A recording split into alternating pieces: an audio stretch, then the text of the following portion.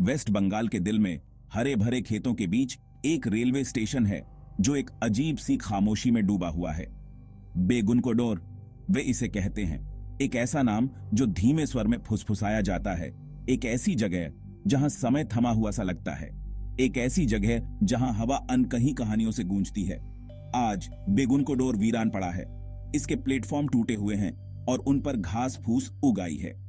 इसका ticket counter धूल से ढका हुआ है। स्थानीय लोगों का कहना है कि स्टेशन प्रेतबाधित है और सफेद साड़ी में एक भूतिया महिला के बारे में बताते हैं जो रात में प्लेटफॉर्म पर घूमती है। बेगुनकोडोर का रहस्य गहरा है, जो शहर के ताने बाने में रचा बसा है। किसी भी स्थानीय व्यक्ति से पूछो और वे आपको ऐसी कहानियां सुनाएंगे जो आपकी रीढ़ की हड्डी को कंपा देंगी। एक स्टेशन मास्टर की कहानियां जो बिना किसी निशान के गायब हो गया। उसके कार्यालय के बारे में अब कहा जाता है कि वह उसकी बेचैन आत्मा से प्रेतबाधित है। वे कहते हैं कि देर रात आप उसके टाइपराइटर की आवाज सुन सकते हैं, एक उन्मादी आदमी की उन्मत्त लिखावट। कुछ लोग दावा करते हैं कि उन्होंने उसके लालटेन की भूतिया चमक को अंधेरे में टिमटिमाते हुए देखा है। लेकिन स्टेशन मास्टर पहेली का सिर्फ एक टुकड़ा है, एक दुखद दुर्घटना की फुसफुसाहट है, एक ट्रेन के पटरी से उतरने की घटना जिसने अनगिनत यात्रियों की जान ले ली। उनकी आत्माएं शांति न पा सकने के कारण पटरियों पर भटकती रहती हैं। उनके रोने की आवाज हवा में गूंजती रहती है।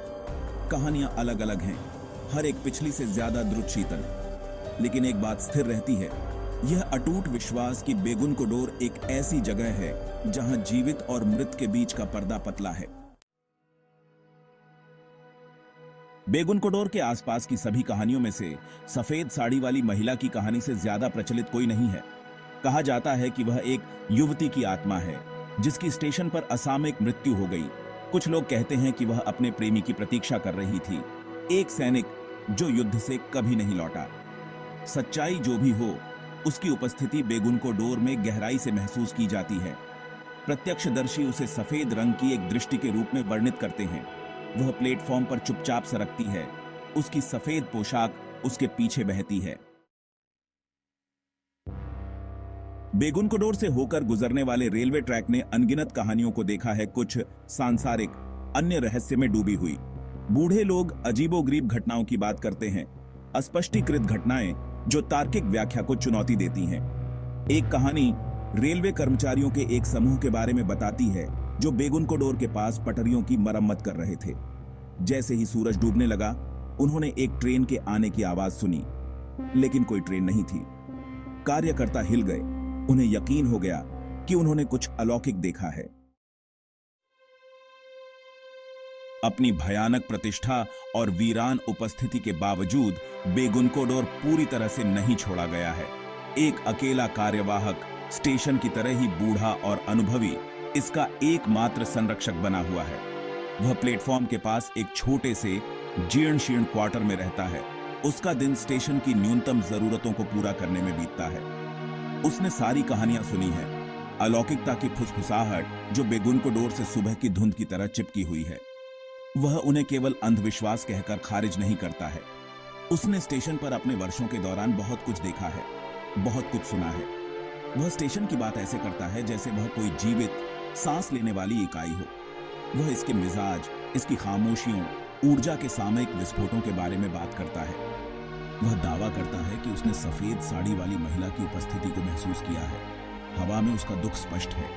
वह बेगुनकोडोर के अतीत की एक जीवित कड़ी है, इसके रहस्यों का रक्षक है, इसके भूतिया निवासियों का एक मूक गवाह है।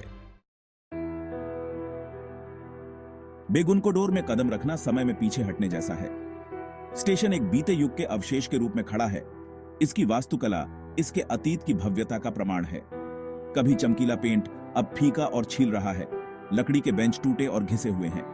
टिकट काउंटर जो कभी गतिविधि का केंद्र हुआ करता था, अब खामोश खड़ा है। इसकी खिड़की धूल की एक मोटी परत से ढकी हुई है।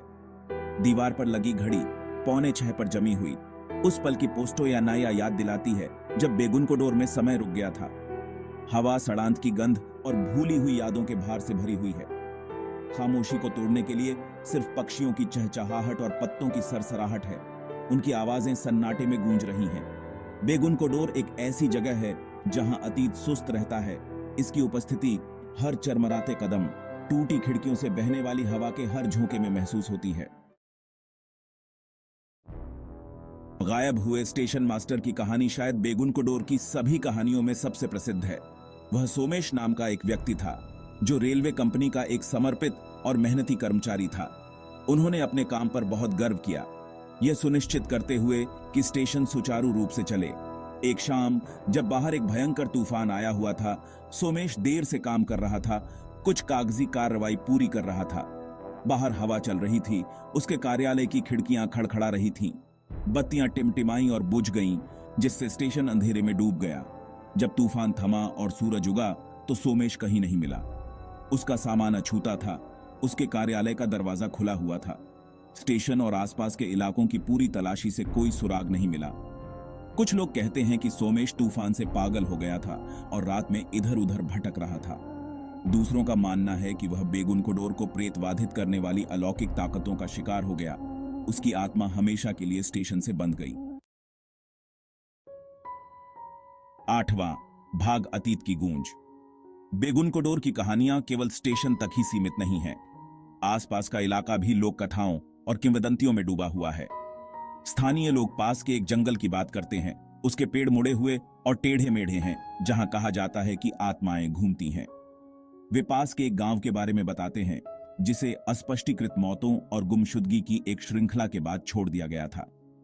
वे कहते हैं कि ग्रामीणों को उन्हीं द्वेषपूर्ण ताकतों ने भगा दिया था जो स्टेशन को प्रेतबाधित करती थीं। यहां तक कि रेल की पटरियों को भी शापित कहा जाता है। वर्षों से यहां कई दुर्घटनाएं हुई हैं, जिनमें से कुछ घातक भी हैं, जिससे कई लोगों का मानना है कि पटरियां अशुभ हैं। ये कहानियां सच हैं या महज अति सक्रिय कल्पनाओं की उपज, वे बेगुन कोडोर के रहस्य को और बढ़ा देती हैं, जिससे ये एक ऐसी जगह बन जाती है जहां वास्तविकता और कल्पना धुंधली हो जाती है। 9वां भाग, सच्चाई की तलाश करने वाले। वर्षों से बेगुन कोडोर ने जिज्ञासु साधकों और अपसामान्य जांचकर्ताओं के अपने उचित हिस्से को आकर्षित किया है, जो इसकी भयानक प्रतिष्ठा और किंवदंतियों के पीछे की सच्चाई को उजागर करने की उम्मीद से आकर्षित हुए हैं। कैमरों, रिकॉर्डिंग उपकरण और विद्युत चुंबकीय क्षेत्र डिटेक्टरों से लैस वे अलौकिक के प्रमाण की तलाश में आते हैं, इस उम्मीद में कि वे सफेद साड़ी वाली महिला की एक झलक पा सकें या गायब हुए स्टेशन मास्टर की फुसफुसाहट सुन सकें। कुछ लोग दावा करते हैं कि उन्होंने अजीब घटनाएं, अस्पष्टीकृत तापमान में गिरावट, अलग अलग आवाजें और छायादार आकृतियां देखी हैं, जो दिखाई देने जितनी जल्दी गायब हो जाती हैं। अन्य लोग खाली हाथ चले जाते हैं। ठोस सबूतों की कमी से उनका संदेह और मजबूत होता जाता है। लेकिन वे जो खोज रहे हैं, वह उन्हें मिले या न मिले, वे सभी बेगुन कोडोर को बेचैनी की भावना के साथ छोड़ देते हैं, ये महसूस करते हुए कि उनका सामना किसी प्राचीन और अज्ञात चीज से हुआ है। 10वां भाग, बेगुन कोडोर आज बेगुन कोडोर एक मूक प्रहरी के रूप में खड़ा है, जो एक बीते युग का प्रमाण है। रेलवे ट्रैक जंग खाए हुए हैं और ऊंचे हो गए हैं। उपेक्षा के भार तले स्टेशन की इमारत ढह रही है। ट्रेनें अब यहां नहीं रुकती, उनकी सीटियां एक दूर की स्मृति हैं। फिर भी अपनी उजाड़ स्थिति के बावजूद बेगुन कोडोर समान रूप से मोहित और भयभीत करना जारी रखता है। कहानियां बनी रहती हैं, पीढ़ी दर पीढ़ी चली आ रही हैं। यह सुनिश्चित करती हैं कि प्रेतबाधित रेलवे स्टेशन की कहानी जीवित रहे।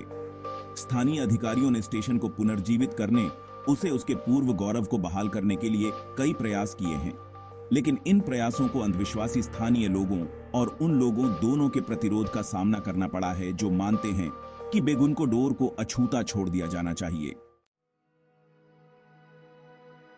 11वां भाग, प्रेतबाधित सुंदरता का स्थान।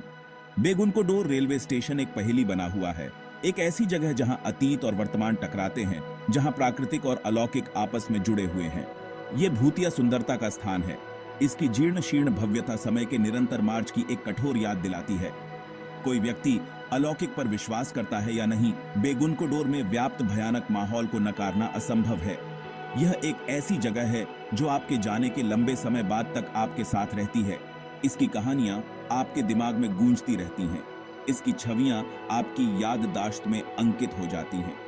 बेगुन कोडोर एक ऐसी जगह है जहां तथ्य और कल्पना के बीच की रेखा धुंधली हो जाती है, जहां अतीत की फुसफुसाहट वर्तमान की खामोशी के साथ मिल जाती है।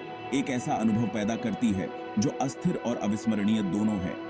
ये एक ऐसी जगह है जो हमें याद दिलाती है कि कुछ कहानियां वास्तव में कभी नहीं मरती, वे बस किंवदंती बन जाती हैं।